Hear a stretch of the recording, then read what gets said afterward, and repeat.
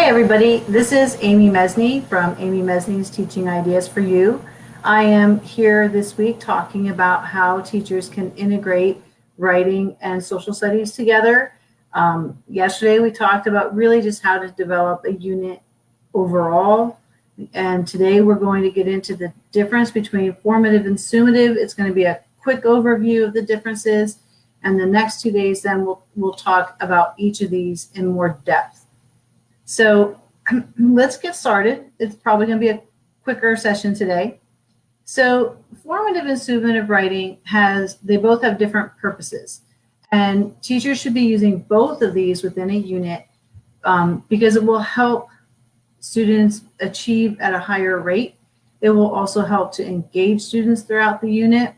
So the purpose of formative writing is practice, review. You also can use formative from the teacher side to check for misunderstandings and correct them. You can also use these formative assessments to help see who could be put into a small group for help. You can see maybe who really has mastered it and could help other people. But formative assessments are what I would call a quick check. So you're using them to spot check kids on their mastery or their understanding of one lesson at a time. On the other hand, summative writing, the purpose of that is to assess the student's mastery of the standards that were the goal of your unit. So summative assessments are like your final assessments. So let's talk more about formative writing. So again, what we've talked about in mastery grading and what we talked about yesterday is that formative writing and other types of formative assessments should be used regularly. So you have a lesson, you have practice, then you have this review of the practice. That practice is your formative assessment. So writing is a really easy way to do a quick check. And it also helps you to integrate some of these writing standards. You know, most grades want kids to be able to identify a main idea. They want kids to write a summary, to be able to write a paragraph. I mean, if you're the lower grades, as you go up the grade levels, of course, they're expected to do more. But the more kids write, the better they're going to get at it. So you're not assessing their writing, but it's good practice. But the purpose of these quick checks is that, let's say you teach a lesson on the differences between, like we talked yesterday, the Federalists and the Anti-Federalists. So then you might do a formative writing that has the kids summarize each one's arguments. And then you review that and kids can see, well, did they get them mixed up? Did they not quite understand the differences between the two? And that is your purpose, because at that point you can quick check. Did the class get it as a whole? Are there a few kids that maybe didn't get it? Or are you ready to move on? So the other thing that you want to do with these formative writing quick checks is you really want to get kids to use their vocab. So, you know, we always give kids this content vocab, and then we want them to know it for the test at the end. But if they aren't using it as they do class discussions or as they do class assessments, like these formative assessments, they're not going to remember it, or they're going to have a harder time remembering it. So as you develop your formative writing pieces or your other formative assessments, try to make sure they integrate the formative, the vocabulary. And so, you know, you could talk about if somebody gives you, say, a good answer in your review of this, you could say, okay, but what word would you use to describe that if they're not using the vocabulary? So you want to try and bring them back to the vocabulary words.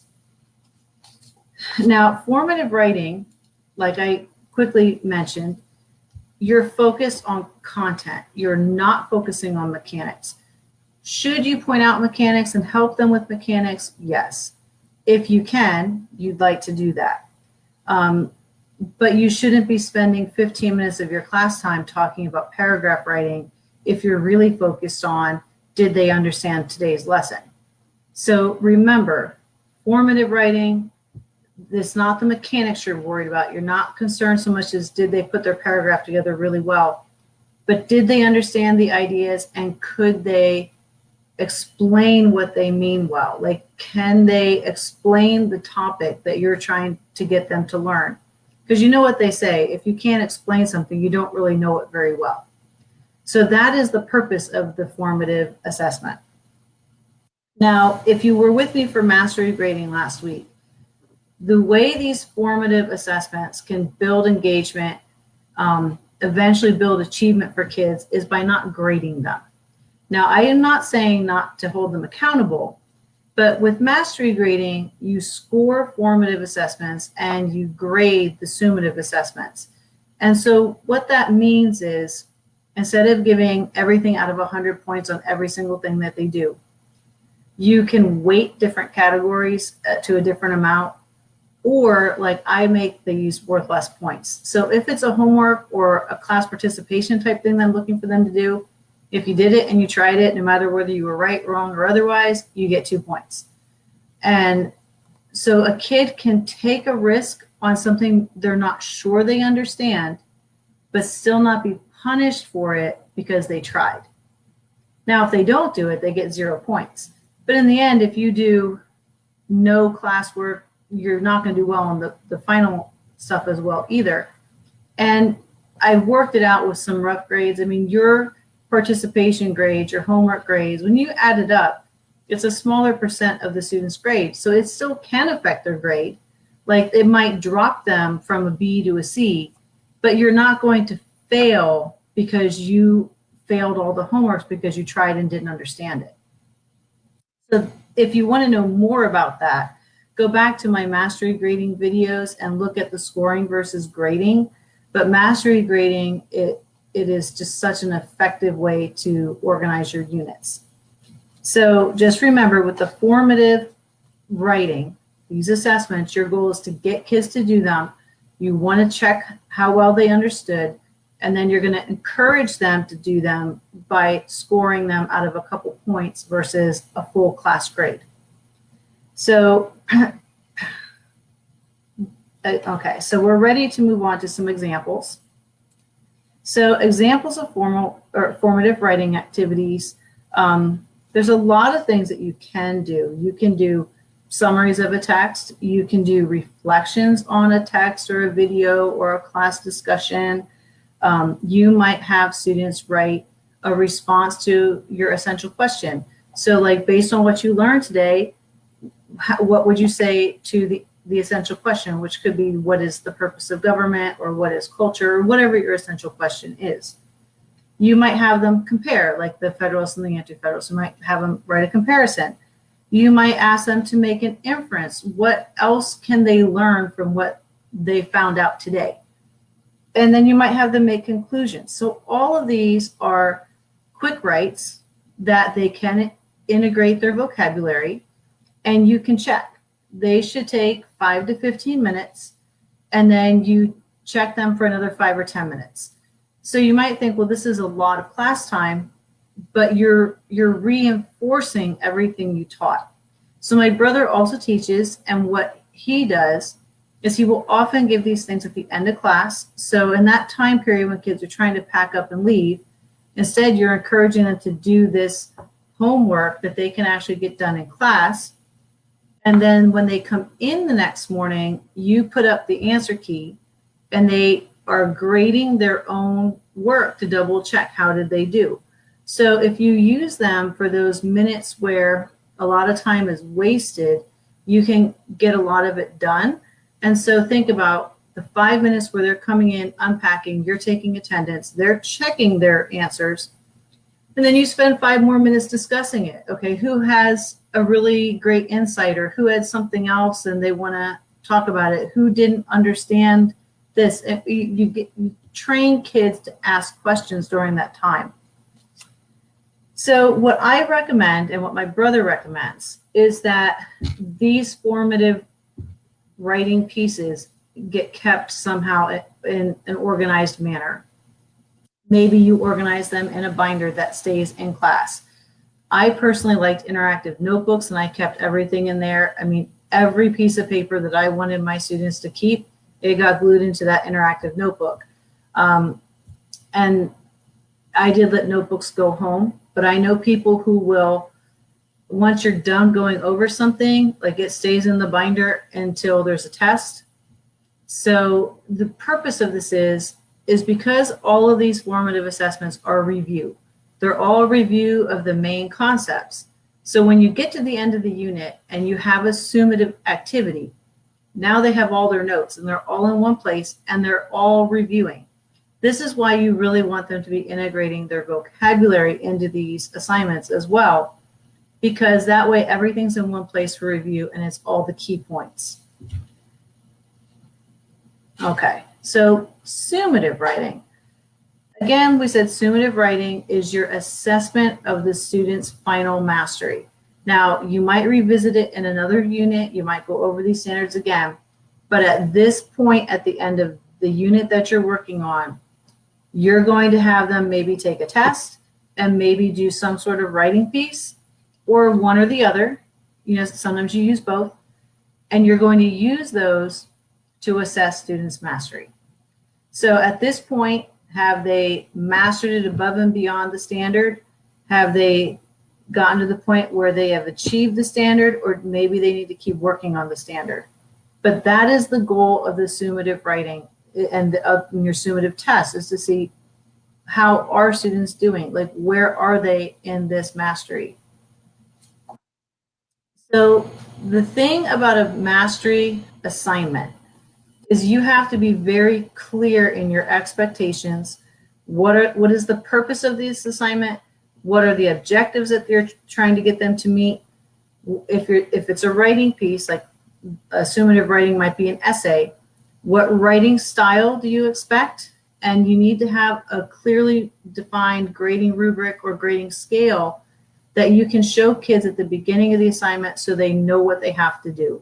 So it's really important that you have developed this summative writing in such a way that you can present it to kids and they know the expectations.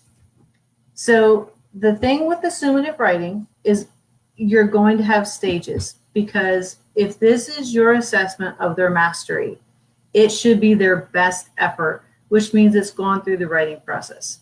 So again, if you're a social studies teacher or a math teacher or a science teacher, you're thinking, why, I don't want to grade their writing. Again, you're focused on their content. Now, if you teach both classes, if you teach the language arts and say the social studies, then you can take two rubrics or divide your rubric into the social studies goals and the language arts goals, and you can take two scores that way. But your focus is the content of their summative writing. So you're going to work them through the writing process. You want them to sketch out their ideas, whether you're outlining or researching and taking notes. Then you want to have a draft. You want to have peer conferencing, and you want to get to that final draft. So as they work through this, you would take each of those steps in the process and you would give them a score. So like, you participated today, you have your draft done, that's 2 points. It's like how we did science fair at my school. My team would set dates for each piece of the science fair project, and if it came in on that day and you had it done, you got those points. So it's a way to reward them for working toward getting finished. In the end, the only thing that you're actually going to grade on this summative writing piece is the actual final draft. That when they turn it in, they're saying, I'm done. This is my very best effort. I've gone through all the revision. I've gone through the peer editing. So what you need to do as a teacher is just make sure that for each step that you're modeling. Now, if you're doing your 4th essay for the year, you probably don't have to do as much modeling. But if this is a new concept or a new activity, you need to make sure that you model those expectations so that you can say, so when we, did the example together, or when I showed you how to do this, what was the expectation? And the child should be able to tell you. And another thing that's important with summative writing is to make sure that you're leaving enough class time. I know teachers always feel pinched for time. It's so hard to feel like you have enough time to work everything in. So that's why you're trying to integrate these standards But the thing is that if you want this to be their best effort, it can't be a rushed effort.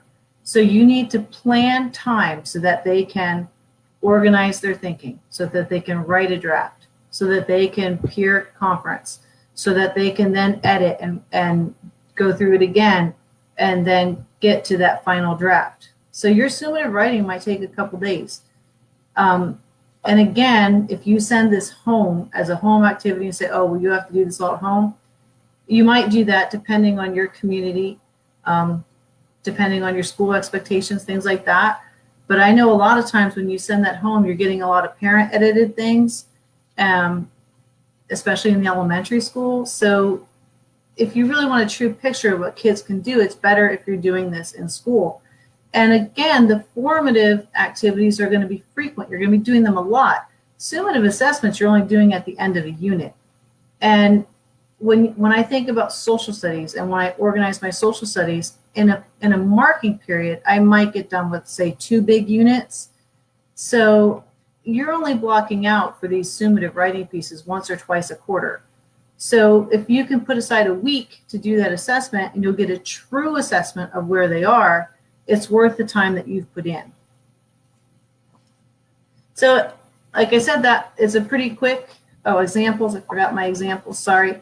So some examples of the summative writing: a formal essay, a research paper, journals and logs, so like they're keeping track of what they're doing, maybe they're doing an experiment or something, investigative reporting, maybe you have them dive deep into a topic, a speech. So there's a lot of different things that you can do, and the expectations for each of these would really depend on your grade level, which is where you do need to know what the grade level expectations are for reading and writing. And if you're in the middle school or high school and you don't feel comfortable with that, then you can always cross talk with your language arts department, your English department. But you want kids to be working to grade level. So even if you're in a content area other than language arts, if they're supposed to be able to write a 2-page essay, then you can expect a 2-page essay. If you're in a grade level where the expectation is 2 paragraphs, you don't want to try and get kids to be doing the 2-page. So that's where it's important to know what your standards are.